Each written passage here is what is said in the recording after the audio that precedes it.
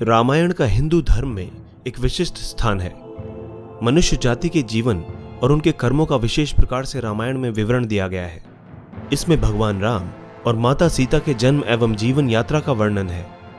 हम में से अधिकांश लोगों को रामायण की कहानी पता है, लेकिन इस महाकाव्य से जुड़े कुछ ऐसे भी रहस्य हैं जिनके बारे में लोगों को जानकारी नहीं है। आज हम आपके सामने रामायण से जुड़े ऐसे ही 13 रहस्यों को उजागर करेंगे। ऐसा माना जाता है कि मूल रामायण की रचना ऋषि वाल्मीकि द्वारा की गई थी, लेकिन कई अन्य संतों और वेद पंडितों जैसे तुलसीदास, संत एकनाथ इत्यादि ने भी इसके अन्य संस्करणों की भी रचना की है। हालांकि प्रत्येक संस्करण में अलग अलग तरीके से कहानी का वर्णन किया गया है, लेकिन मूल रूपरेखा एक ही है। नंबर 1, रामायण के हर 1000 श्लोक के बाद आने वाले पहले अक्षर से गायत्री मंत्र बनता है। गायत्री मंत्र में 24 अक्षर होते हैं और वाल्मीकि रामायण में 24,000 श्लोक हैं। रामायण के हर 1000 श्लोक के बाद आने वाले पहले अक्षर से गायत्री मंत्र बनता है। ये मंत्र इस पवित्र महाकाव्य का सार है। गायत्री मंत्र को सर्वप्रथम ऋग्वेद में उल्लिखित किया गया था। नंबर 2, राम और उनके भाइयों की एक बहन भी थी।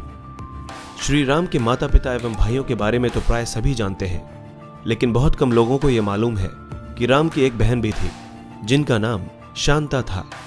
वे आयु में चारों भाइयों से काफी बड़ी थी। उनकी माता कौशल्या थी। ऐसी मान्यता है कि एक बार अंग देश के राजा रोमपद और उनकी रानी वर्षिणी अयोध्या आए हुए थे। उनको कोई संतान नहीं थी। बातचीत के दौरान राजा दशरथ को जब यह बात मालूम हुई तो उन्होंने कहा, मैं अपनी बेटी शांता आपको संतान के रूप में दूंगा। ये सुनकर रोमपद और वर्षिणी बहुत खुश हुए। उन्होंने बहुत ही लाड प्यार से शांता का पालन पोषण किया और माता पिता के सभी कर्तव्य निभाए। नंबर 3, राम विष्णु के अवतार हैं, लेकिन उनके अन्य भाई किसके अवतार थे? राम को भगवान विष्णु का अवतार माना जाता है, लेकिन क्या आपको पता है कि उनके अन्य भाई किसके अवतार थे? लक्ष्मण को शेषनाग का अवतार माना जाता है, जो क्षीर सागर में भगवान विष्णु का आसन है, जबकि भरत और शत्रुघ्न को क्रमशः भगवान विष्णु द्वारा हाथों में धारण किए गए सुदर्शन चक्र और शंख शैल का अवतार माना जाता है।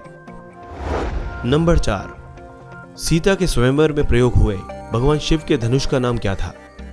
हम में से अधिकांश लोगों को पता है कि राम का सीता से विवाह एक स्वयंवर के माध्यम से हुआ था। उस स्वयंवर के लिए भगवान शिव के धनुष का इस्तेमाल किया गया था, जिस पर सभी राजकुमारों को प्रत्यंचा चढ़ानी थी। लेकिन बहुत कम लोगों को पता होगा कि भगवान शिव के उस धनुष का नाम पिनाक था। नंबर 5, 14 वर्षों तक जागते रहे लक्ष्मण। ऐसा माना जाता है कि वनवास के 14 वर्षों के दौरान अपने भाई और भाभी की रक्षा करने के उद्देश्य से लक्ष्मण कभी सोते नहीं थे।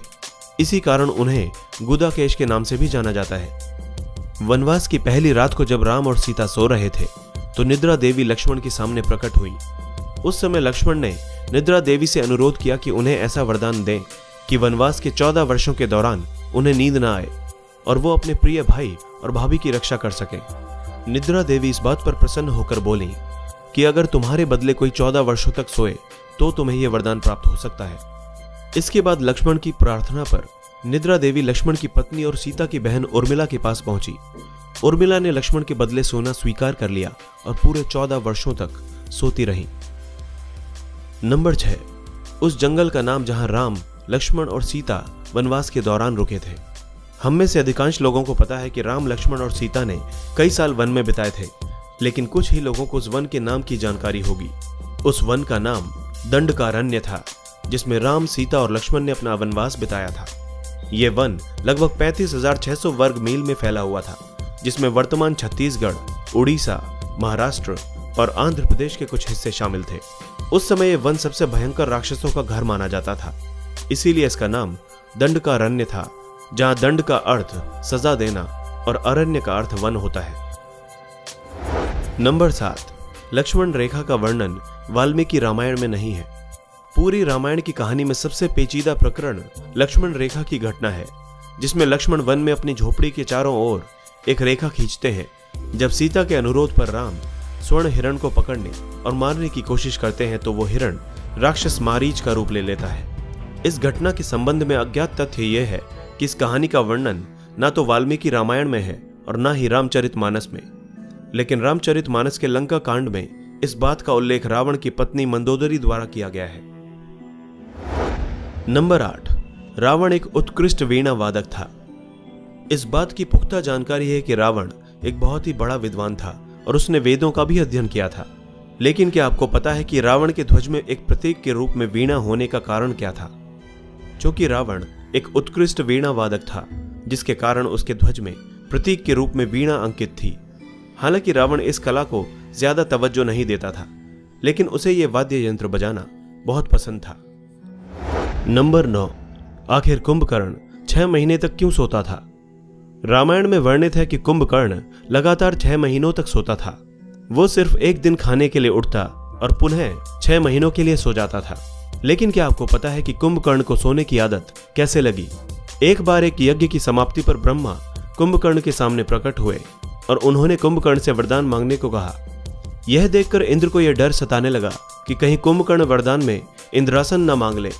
इसलिए उन्होंने देवी सरस्वती से अनुरोध किया कि वो कुंभकर्ण की जीवा पर बैठ जाएं, जिससे वो इंद्रासन के बदले निद्रासन मांग ले। इस प्रकार इंद्र की ईर्ष्या की वजह से कुंभकर्ण को सोने का वरदान प्राप्त हुआ। नंबर 10, नासा ने भी स्वीकारा राम सेतु के अस्तित्व को। रामायण की कहानी के अंतिम चरण में वर्णित है कि राम और लक्ष्मण ने वानर सेना की मदद से लंका पर विजय प्राप्त करने के लिए एक पुल का निर्माण किया था। ऐसा माना जाता है कि यह कहानी लगभग 17,50,000 साल पहले की है। हाल ही में नासा ने श्रीलंका और भारत को जोड़ने वाले एक प्राचीन मानव निर्मित पुल की खोज की है और शोधकर्ताओं और पुरातत्वविदों के अनुसार इस पुल के निर्माण की अवधि भी रामायण महाकाव्य में वर्णित पुल के निर्माण काल से मिलती है। नासा के उपग्रहों द्वारा खोजे गए इस पुल को एडम्स ब्रिज कहा जाता है और इसकी लंबाई लगभग 30 किलोमीटर है। नंबर 11, आखिर क्यों राम ने लक्ष्मण को मृत्यु दंड दिया? रामायण में वर्णित है कि श्री राम ने ना चाहते हुए भी जी जान से प्यारे अपने छोटे भाई लक्ष्मण को मृत्यु दंड दे दिया था। आखिर क्यों भगवान राम ने लक्ष्मण को मृत्यु दंड दिया था? यह घटना उस वक्त की है जब श्री राम लंका विजय के बाद अयोध्या लौट आए थे और अयोध्या के राजा बन गए थे। एक दिन यम देवता को कोई महत्वपूर्ण चर्चा करने के लिए श्री राम के पास आना था। चर्चा आरंभ करने से पूर्व उन्होंने भगवान राम से कहा कि आप मुझे वचन दें कि जब तक मेरे और आपके बीच वार्तालाप होगा, हमारे बीच कोई नहीं आएगा, और जो आएगा उसे आप मृत्यु दंड देंगे। इसके बाद राम लक्ष्मण को यह कहते हुए द्वारपाल नियुक्त कर देते हैं कि जब तक उनकी और यम की बात हो रही है वो किसी को भी अंदर न आने दे, अन्यथा वे उसे मृत्यु दंड दे देंगे। लक्ष्मण भाई की आज्ञा मानकर द्वारपाल बनकर खड़े हो गए। लक्ष्मण को द्वारपाल बने कुछ ही समय बीतने के बाद वहां पर ऋषि दुर्वासा का आगमन होता है। जब दुर्वासा ने लक्ष्मण से अपने आगमन के बारे में राम को सूचित करने के लिए कहा तो लक्ष्मण ने विनम्रता के साथ मना कर दिया। इस पर दुर्वासा क्रोधित हो गए तथा उन्होंने संपूर्ण अयोध्या को श्राप देने की बात कही। लक्ष्मण ने शीघ्र ही यह निश्चय कर लिया कि उनको स्वयं का बलिदान देना होगा ताकि वे नगरवासियों को ऋषि के श्राप से बचा सकें, और उन्होंने भीतर जाकर ऋषि दुर्वासा के आगमन की सूचना श्री राम को दे दी। अब श्री राम दुविधा में पड़ गए क्योंकि उन्हें अपने वचन के अनुसार लक्ष्मण को मृत्यु दंड देना था। इस दुविधा की स्थिति में श्री राम ने अपने गुरु वशिष्ठ का स्मरण किया और कोई रास्ता दिखाने को कहा। गुरुदेव ने कहा कि अपनी किसी प्रिय वस्तु का त्याग उसकी मृत्यु के समान ही है, अतः तुम अपने वचन का पालन करने के लिए लक्ष्मण का त्याग कर दो। लेकिन जैसे ही लक्ष्मण ने यह सुना तो उन्होंने राम से कहा कि आप भूल कर भी मेरा त्याग नहीं करना। आपसे दूर रहने से तो यह अच्छा है कि मैं अपने वचन का पालन करते हुए मृत्यु को गले लगा लूं। ऐसा कहकर लक्ष्मण ने जल समाधि ले ली। दोस्तों, इसी तरह की इंटरेस्टिंग और इन्फॉर्मेटिव वीडियोस देखने के लिए हमारे चैनल हिस्टोरिक हिंदी को आज ही सब्सक्राइब करें और बेल आइकन को दबाना ना भूलें।